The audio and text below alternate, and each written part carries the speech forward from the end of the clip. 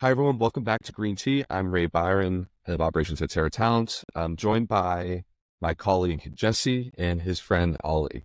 Hey, Jesse and Ollie, what's up? Hey Ray, how's it going? Can you say hi, Ollie?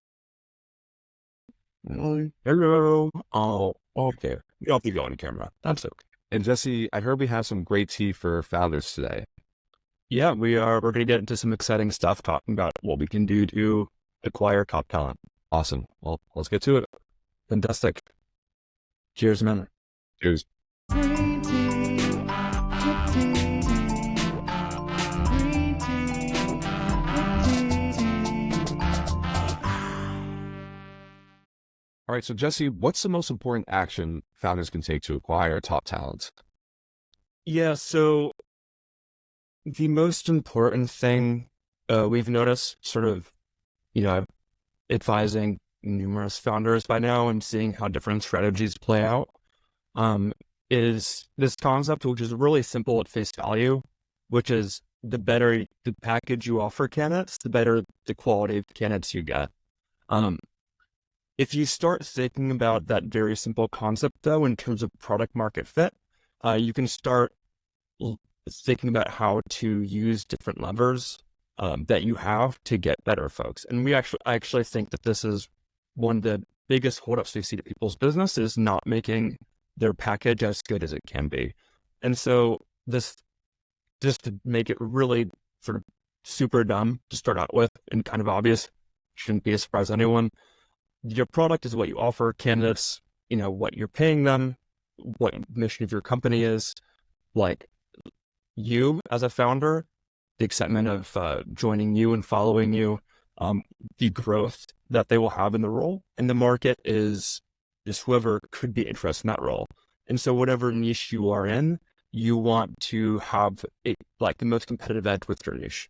A big mistake we see nowadays is that most founders think, hey, I'm starting a climate tech company, we're solving emissions, and everyone's going to want to join us. And that 5 years ago, that would be true.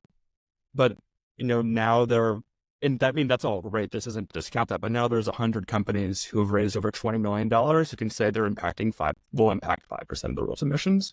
And so that is no longer, if you think about the niche of engineers looking to get involved with climate, just saying that doesn't make you stand out. And so how can we think about getting you a competitive edge to stand out and pulling these different levers? And so I think kind of the best story I have to illustrate this is the first company I was at. I was a third employee in San Francisco. We were a very unsexy startup, within kind of selling unsexy roles, and we could not compete with talent. In San Francisco, we scaled from 3 to 8 people. The founders essentially said, screw this. They moved the company to Chicago. Most people make their employees relocate to where they are. These people relocated to where the talent was in Chicago. Now they were the hottest company just by virtue of being a fast-growing startup. A few years later, they raised a Series B at a $3 billion valuation, which is kind of unheard of, to be honest. So that what I like about the story is it illustrates the more you give, the more you get. And so where can you balance of what can you give to get? Cool. And so for climate tech, we have a lot of engineering projects, heavy industry. What's the Chicago of the climate tech sector? Good question. If I were starting a climate tech company right now, I would get a Houston office. Houston is a huge untapped market. They've got a ton of universities. It's the 4th largest metro area in the US. And they also have a ton of oil, obviously it's the oil and gas sector. And so there's a lot of crossover with engineering talent. And so if you have the ability, I would seriously consider a Houston office. Cool. And Jesse, we've been working with a bunch of climate tech companies over the past couple of years. You don't have to state them by name, but what are some examples of projects and companies that have and have not done talent? Yeah. And so what I like about this for the product market fit framework with talent is that it gets you thinking of, you obviously can't give everything, but it gets you thinking about, if you can't give one thing, how can you compensate for that? And so we have one company that is in a non-ideal location. They're building out their engineering team. They're going to have to relocate everyone they hire. It's like there's no one around them. they see other benefits to being in that area. So they can't give location. They can't have, people are able to sacrifice their friends, their current way of life for them. So what they're doing is they're being one of the more competitive seed stage companies for offering cash. And they are also giving people the next step up in their career. And so they're saying, all right, you're, a lead engineer right now, but we can offer you a head of engineering.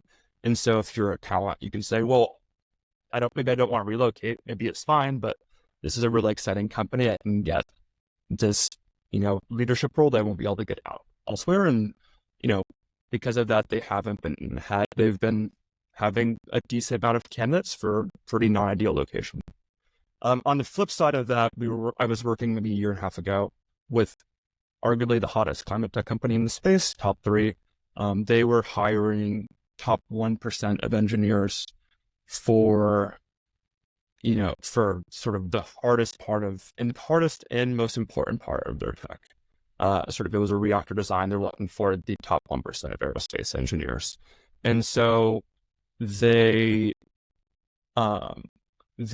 however, they refuse to pay above 50% of market salary for top 1% of engineers. And they had a sub 50% offer approval rate across the board. Just because, if you're top 1%, you want the cash, or you're going to have a lot of cash offers that use, even though they were able to offer everything else in terms of career advancement, really cool company, great mission, job security, really cool problems. Because the cash wasn't there, that was a big blocker. And if you're a company that relies on top 1% of engineers, there's honestly no way to get around not offering top of market money. And so perhaps in another call, Ray, we can discuss ways to open up budget that people aren't using for top 1% of engineers. Yeah. And that kind of leads me into my last question. Besides cash, like what's the most important lever for top 1% candidates or exciting candidates? I would say it depends on the company. Cash is for top 1% is really, for top 1%, cash is kind of the most common. And a lot of people stray away from that, saying, I don't want people who just want cash because they're bad. I've seen no correlation between people who want cash and their quality of their engineering work. I have seen correlation between people who aren't going to take a lower salary and the quality of their engineering work. So I think that's kind of a false cow in history. In terms of, other levers that are really important, I would say think about the levers that are important to your success as a business. If you need the highest engineering bar and the highest engineering work is going to make or break you, thinking about how you can offer what you can do to offer people who want to become the best engineers possible. So that will be growth. That will be maybe getting really top engineering advisors out of, SpaceX old days and saying, hey, by joining us, you get to work with these and you'll become the best engineer you can be. And so figuring out the product market fit of what is the candidate that you want, what is the candidate that wants you, and then how can you make the best package possible for those candidates. Yeah, interesting. And also, you didn't say equity. And a lot of founders think that their equity is the most valuable thing potentially for people who are really mission driven. What do you say in regards to that? Yeah, so equity is important, an important part of the package. I don't think you're going to win specifically senior engineers by offering, good versus great equity, because what you're really selling them is the mission of your company and where it can be in 20 years. And so you're selling where it can go when your market size. And that's what's most important. If you offer good, they're not going to say, I'd rather have this company with good equity, but a great, unlimited market potential is going to be better for me than great equity at the smaller company. And so, I wouldn't rely on equity as a competitive advantage with senior engineers. At the executive stage, we see more nitpickiness with equity, and that's a different conversation. Well, Jesse, this was super insightful. Thank you for joining us today on Green Tea, and looking forward to speaking with you again here soon. Likewise. Thanks, Ray. Say bye, Ollie. Hi. Sorry, I scare you. Yeah, sorry, I scared you.